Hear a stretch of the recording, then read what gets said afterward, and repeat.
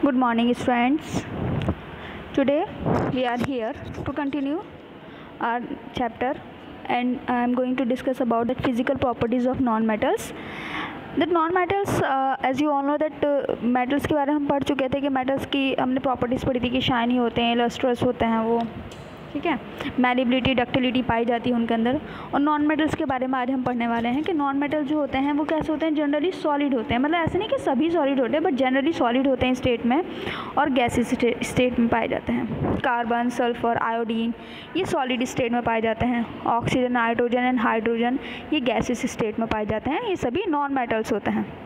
Metals तो वही होते हैं जिनकी हमने क्वालिटी पढ़ ली है कि चमकीले होते हैं। रूम टेम्परेचर पे सिर्फ एक ऐसा ही पढ़ा था हमने, रूम टेम्परेचर पे जो मेटल जो लिक्विड रहता है वो सिर्फ मरकरी पढ़ा था, ठीक है। तो ब्रोमीन जो है is only non metal which exist as a liquid at room temperature. Bromine वहाँ हमने क्या पढ़ा था कि मरकरी ऐसा मेटल होता है जो रूम टेम्परेचर पर लिक्विड होता है। तो यहाँ पर है ब्रोमीन। ब्रोमीन एक ऐसा नॉन मेटल है जो रूम टेम्परेचर पर लिक्विड फॉर्म में पाया जाता है। नेक्स्ट प्रॉपर्टी क्या है नॉन मेटल्स की? Non metals are generally soft except diamond. Generally soft होते हैं नॉन मेटल जो होते हैं डायमंड के अलावा। डायमंड जो होता है वो हार्डेस्ट सब्सटेंस माना जाता है, बट ये नॉन मेटल भी है साथ साथ, ठीक है। ये फ्यू क्वेश्चंस हैं जो आपको याद भी रखना है और इनको ध्यान रखना है कि किस तरीके से ये अलग हैं दूसरों से। नॉन मेटल्स कैसे होते हैं? ब्रिटिल होते हैं नेचर में। ब्रिटिल होते हैं नेचर में, तो ये क्या कर सकते हैं? They break into pieces. इनको हम पीसेस में ब्रेक कर सकते हैं when struck with hard material. अगर आप इसे हार्ड मटेरियल से उसे कूटेंगे, छेदेंगे तो वो क्या हो जाएगा? वो पीसेस में कन्वर्ट हो जाएगा। Non metals can not be polished like metals. जैसे हम मेटल्स को पॉलिश कर सकते हैं, नॉन मेटल्स को हम पॉलिश नहीं कर सकते हैं, because most of them occur as powders और गैसेस, क्योंकि बहुत सारे पाउडर की फॉर्म में मिलते हैं और गैसेस की फॉर्म में मिलते हैं। ग्रेफाइट और iodine show some lustre. Graphite और आयोडीन दो नॉन मेटल ऐसे हैं जिनके अंदर थोड़ा सा चमकीला होता है। आयोडीन आपने देखा है, नमक के अंदर हमारे आयोडीन पाया जाता है, तो वो जो चमक होती है वो किसकी वजह से होती है? आयोडीन की वजह से होती है। नॉन मेटल्स कैसे होते हैं? Poor conductor of heat and electricity होते हैं। वहाँ हमने पढ़ा था मेटल्स गुड कंडक्टर होते हैं हीट और इलेक्ट्रिसिटी के। डायमंड जो है वो गुड कंडक्टर है heat, and graphite is a very good conductor of electricity.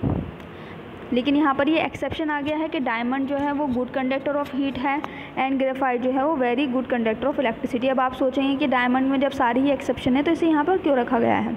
कुछ ना कुछ क्वालिटीज़ तो इसकी मैच कर रही होंगी ना नॉन मेटल से, जो इसे यहाँ पर रखा गया है। कुछ नॉन मेटल्स कैसे होते हैं? कलरलेस होते हैं और कुछ कलर्ड भी होते हैं। क्लोरीन जो होता है वो ग्रीनिश येलो होता है कलर में। ब्रोमीन ब्राउन कलर का होता है। आयोडीन वायलेट कलर का होता है।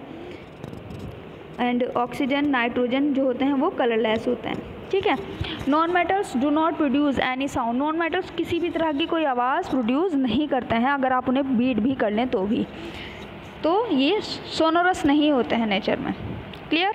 तो डायमंड की बहुत सारी क्वालिटीज़ मैच करती हैं नॉन मेटल से, इसीलिए इसे नॉन मेटल की कैटेगरी में रखा गया, अदरवाइज इसे मेटल की कैटेगरी में ही रखा जाता। कुछ केमिकल प्रॉपर्टीज़ दी हुई हैं यहाँ मेटल्स की, जैसे कि डिस्प्लेसमेंट रिएक्शन यहाँ पर हम देख सकते हैं। वहाँ तो था हम उन्हें अपीयरेंस से कैसे पहचानते हैं, ठीक है। Displacement reaction, more reactive metals displaces less reactive metals. More reactive metals देखिए जैसे जिंक, कॉपर सल्फेट, है ना, ये किस में कन्वर्ट हो गया? जिंक सल्फेट में और कॉपर में कन्वर्ट हो जाते हैं ये।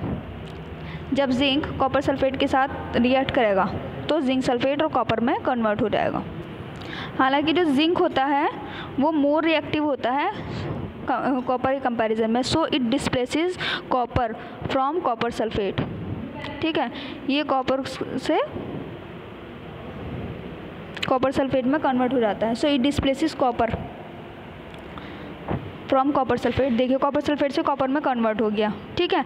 एंड फॉर्म जिंक सल्फेट, और जिंक सल्फेट बना लेता है, ठीक है। अब देखिए सेकंड रिएक्शन दी हुई है, सिल्वर है प्लस कॉपर सल्फेट है, तो नो रिएक्शन। क्यों? सिल्वर जो होता है वो लेस रिएक्टिव होता है देन कॉपर। सिल्वर बहुत कम रिएक्टिव होता है कॉपर के कंपैरिजन में, so it can not be displace copper from copper sulphate solution. तो ये कॉपर सल्फेट सॉल्यूशन से कॉपर को सेपरेट नहीं कर सकता है, क्योंकि लेस रिएक्टिव है सिल्वर जो है, क्लियर। ये इसकी प्रॉपर्टी है।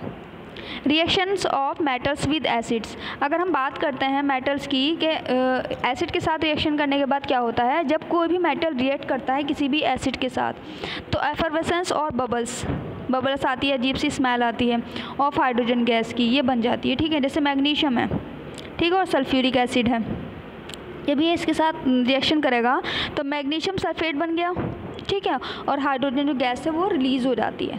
इसी तरह से सेकेंड है, देखिए जिंक जब नाइट्रिक एसिड के साथ रिएक्ट कर रहा है, इन्होंने ये तो कहा है कि कोई मेटल है, जिंक और मैग्नीशियम दोनों के दोनों मेटल है, ये किसी एसिड के साथ रिएक्ट कर रहे हैं, तो एसिड के साथ रिएक्ट करने पर ये बबल और हाइड्रोजन गैस जो है वो बन जाती है।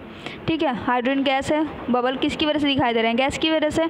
तो देखिए यहाँ पर ये मैग्नीशियम सल्फेट में और यहाँ पर ये जिंक नाइट्रेट में कन्वर्ट हो गया है। जितने भी मेटल्स होते हैं वो सभी के सभी एसिड के साथ रिएक्ट नहीं करते हैं। कुछ मेटल्स जो होते हैं उनकी रिएक्शन जो होती है वेरी फास्ट होती है, विगोरस का मतलब भी फास्ट ही होता है, बहुत तेज़ी से, है ना।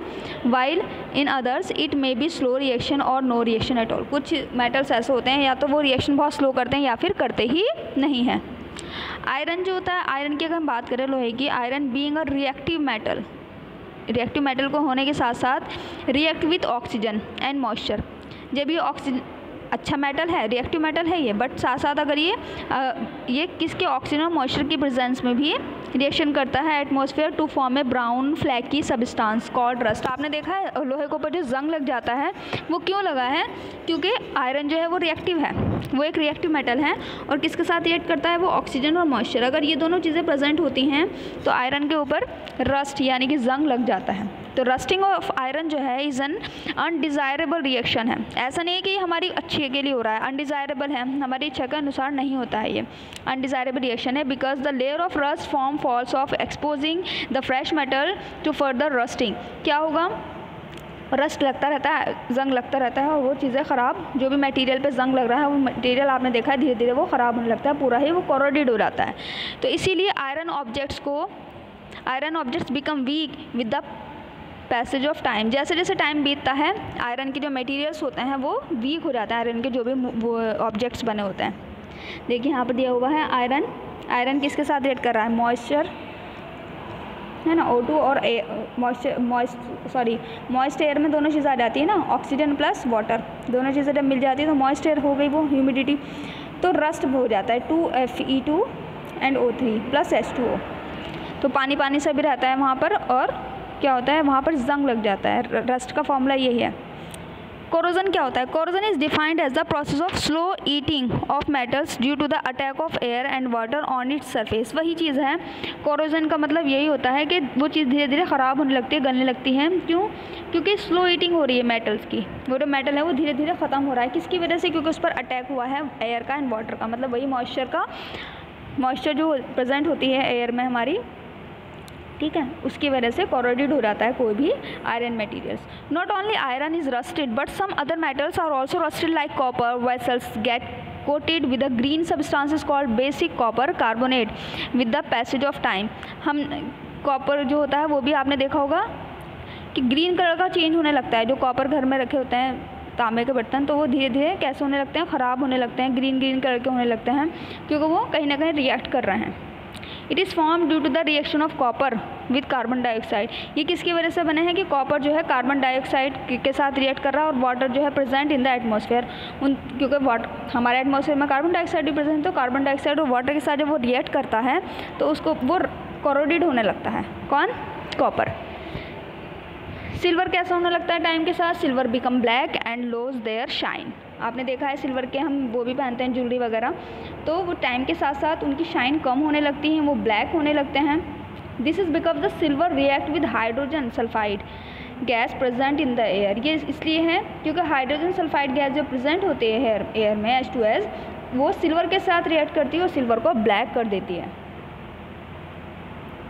यहाँ पर हम क्या कर सकते हैं, एक एक्टिविटी दिखाई गई to check the nature of rusted iron. Rusted iron का अगर हमें नेचर चेक करना है तो यहाँ देखिए दिखाया गया है ये आपके सामने। To check the nature of the rusted iron, take a small amount of rust and dissolve it in little amount of water gently. हम क्या कर सकते हैं, जो आपने रस्टेड आयरन लिया आपने उसको थोड़े पानी की थोड़ी सी अमाउंट ली और उसमें उसे डिज़ोल्व कर लिया।